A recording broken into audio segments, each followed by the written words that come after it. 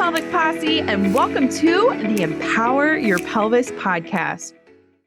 Hey, everybody. Welcome back to another episode of the Empower Your Pelvis Podcast. I'm your host, Amanda Fisher, pelvic floor physical therapist and owner of Empower Your Pelvis, a pelvic floor physical therapy clinic in the Kansas City metro area.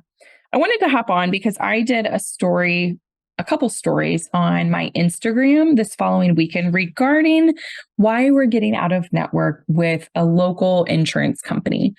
And before I get into that, I just want to say, as somebody who has insurance and somebody who has dealt with insurance quite a few years within my company, things that I notice patients don't really understand or know about insurance, highly recommend you kind of look into it or get to know it. Find the notes section on your phone. Take notes on your insurance that you have. All right. Things you need to know. Number one, what type of insurance do I have? What type of insurance do I carry? Is it individual? Is it a family plan?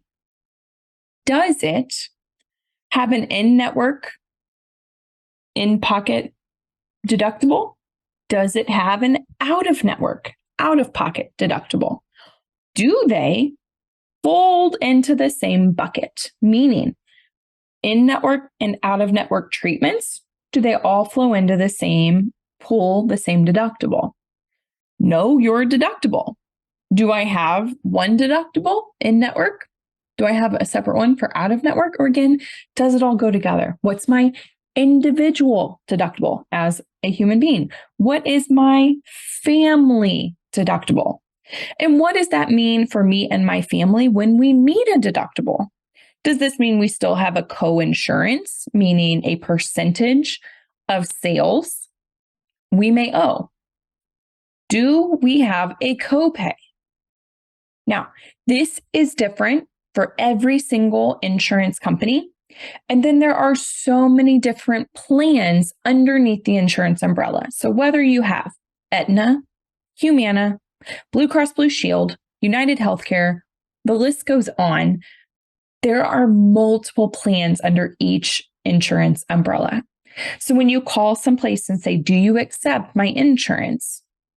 They may say yes, they may say no. It'd be important to call your insurance company just to see if they do accept it, and then call the company and ask as well. Here's the kicker. When you call an insurance company, you could call 1 time, 5 times, 10, 12 times. You're most likely going to get 12 different answers. So if you call a few times and you get the same answer repetitively, congratulations. That's probably a good answer. The clinic that you're going to be going to could also call that many times and get that many different answers. We have seen this so frequently in the last year and a half. It's been ridiculous. We've also called insurance companies that we've been in network with to say, hey, has this person met their deductible? And they will say, yes, or they'll say, no. Then we'll tell that patient, yes or no. The patient will expect to pay a sum of money. Maybe it's a coinsurance of $37 for the first visit, $23 for any additional visits after that. And then about 6 to 8 months after we've seen them, the insurance company will get back with us to say, you know what? Just kidding. They didn't really owe $23. They owed $115, or they owed $124. The thing is, working with insurance companies and working in healthcare, like physical therapy or something else, everything is an approximate number. It is why all clinics like ourselves have our patients sign paperwork that says this is an approximate. And I promise to cover anything that my insurance doesn't cover because that is put on the patient. So the patient we honestly do not get paid from insurance forever. It could be 6, 8, 10 months later that we're finally receiving payment. And patients don't understand that. They're thinking we're getting payment that day or within 2 weeks, and we don't. Our patients will get typically their EOBs or their estimation of benefits in the mail or online before we do. So our patients will call and say, I demand a refund. Great.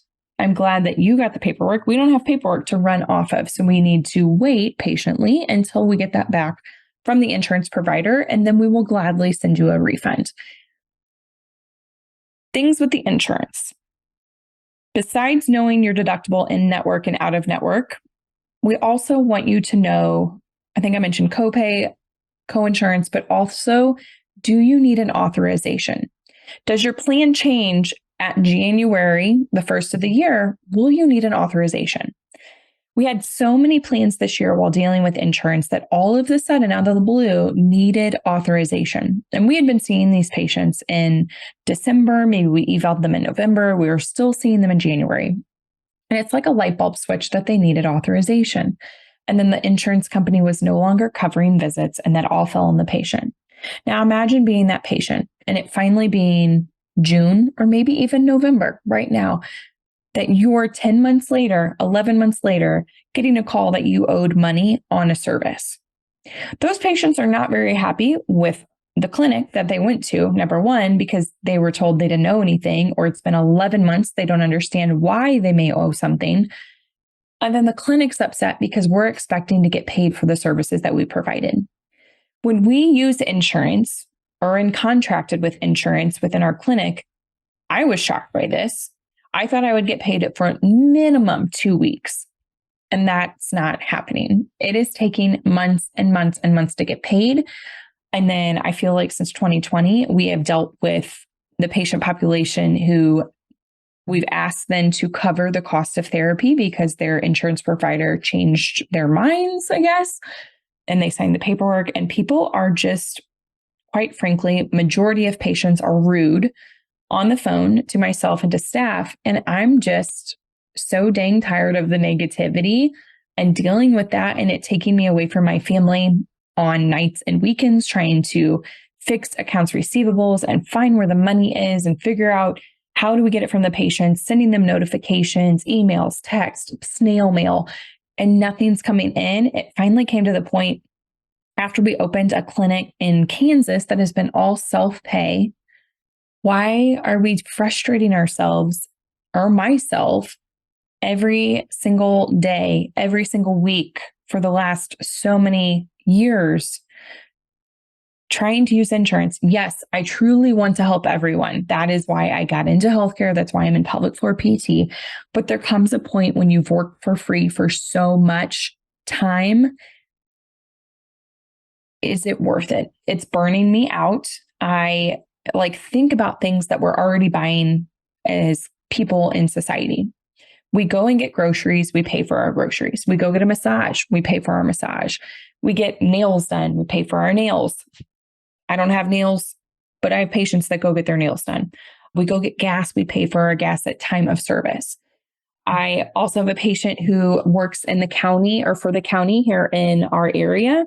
And they're seeing the same thing, but in decline in credit cards and debit cards that are on file, which is what we have. We might have patients on a payment plan or patients that are like, you know what, can you charge me next week on Friday after I get paid? Yes, absolutely. But then their cards are going to decline or there's insufficient funds. And then we just get ghosted. And it's just really unfair as a provider who has provided a service to go through that. So, I feel, I don't know, I'm struggling as a business owner because I do want to help everyone. I'm from a small town. I love small business atmosphere and mindsets. But then when it starts affecting my mental health and my family and how I'm showing up for my family because I'm distracted by trying to collect money from patients, I don't need my kids to see that. I don't need my kids to see the negativity that it causes me because I'm expecting to get paid and it's not happening. So yeah, there's the short story of why we're getting out of network and going self-pay. We're still currently in network with TRICARE and Medicare. I honestly don't know how long that'll last. Again, it's just the frustrations of people not wanting to pay their bills, thinking they can get things for free when we're in a service-based industry. I am very passionate. I hope y'all can see that on social media and emails I send out. I truly love what I do, but there comes a point where my family deserves more upbeat, positive, present mom who's not distracted by rude comments and I am in therapy. I am working on this. Because I'm a people pleaser, I am trying to not let the rude comments distract me. I'm trying not to let the rude comments of people demanding to pay less or wanting refunds for things that as a business, like we're trying to provide the best care we can, but it's a struggle when our insurance companies, we're not getting paid. So hopefully y'all can understand. If you have any questions regarding insurance, my biggest thing is just please go find out what your plan is, find out what you have, know that you can send super bills in. If you go out of network, we're out of network. That means now I can treat how I want to treat. If you're somebody who comes in with neck pain, but we've also been treating your pelvic floor, by golly, let's work on your neck and shoulder too. And I can do that because it's self-pay. If we decide we want to move you into an exercise-based program, like group with other people doing exercises together and give you a sense of community, we can do that. It just feels good to finally collect payment at the time of service and move on and not have any worries. And then send our patients super bills, and then they can send those super bills into their insurance company for reimbursement. We email them to our patients, and then they can easily email or fax them on to their insurance company for reimbursement. So yeah, that's it. We also offer care credit. So that's not it, I guess. We also offer care credit to our patients, and they can do that for, I think, 6, 12, and 18-month plans at 0% interest. And they can use that as a payment plan option to pay for their services. So there we have it. Now, if you have any questions, you can put it below. And that is that on why we got out of network with one of our major insurance companies. So have a great day, everybody. Please share with anybody just to recommend them to know their insurance. Hopefully you found some value in this, and have a great day. Hey, Pelvic Posse. I want to thank you so much for joining into this week's episode of the Empower Your Pelvis Podcast. Can I ask you a couple of favors, please? Number 1, can you like and subscribe to this podcast so that you can continue to empower your pelvis forever so that you will never miss out? Number 2, can you leave us a rating and a review telling them how amazing we are and everything that you have learned about your pelvic health? And then number 3, if you haven't seen the video version of this podcast, you can go over to youtube.com/C/Empower Your Pelvis for all your visual learners out there. We have all types of great visuals in there for you to not only listen to, but to also watch. Thank you so much again, and make sure to give your pelvis some love. Until next time, peace out, Pelvic Posse.